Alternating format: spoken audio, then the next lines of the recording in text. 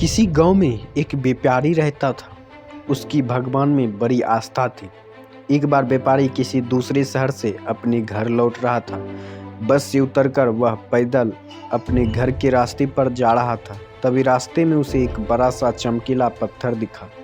उस पत्थर की ओर व्यापारी आकर्षित हो गया और उसने सोचा कि क्यों न इसे अपने साथ ले आऊं।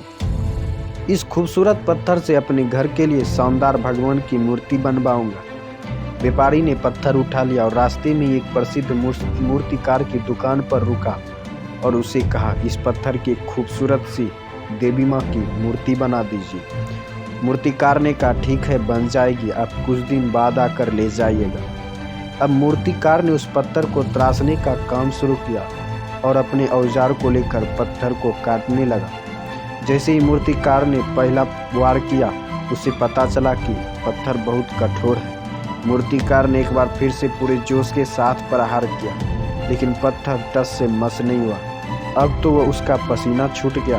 वो लगातार हथौड़े से प्रहार करता रहा, लेकिन पत्थर नहीं टूटा।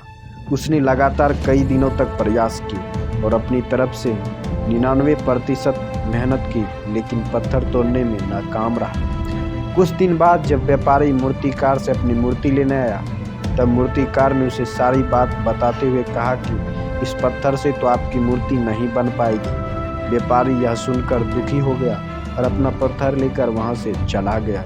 आगे जाकर उसने किसी दूसरी दुकान के मूर्तिकार को वही पत्थर मूर्ति बनाने के लिए दिया। अब इस मूर्तिकार ने अपने औजार उठाए और पत्थर काटने में जुट गया, और जैसे ही उसने पहला हथौड़ा मारा, पत्थर टूट गया। चूंकि पत्थर पहले से ही मूर्तिकार की चोटों से काफ़ी कमज़ोर हो गया था। व्यापारी यह देख बहुत खुश हुआ और देखते ही देखते मूर्तिकार ने देवी माँ की सुंदर प्रतिमा बना डाली।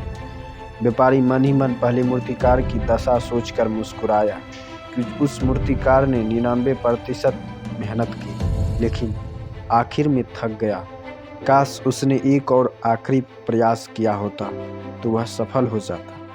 दोस्तों, यही बात हम में से कई लोगों पर भी लागू होती है। बहुत से लोग हैं जिन्हें लगता है कि कठिन प्रयासों के बावजूद वे सफल नहीं हो पा रहे, लेकिन सच तो यह है कि वो आखिरी प्रयास से पहले ही थक जाते हैं। लगातार कोशिशें करते रहिए, क्या पता आपका अगला प्रयास ही वो आखिरी प्रयास हो जो आपका जीवन बदल दे।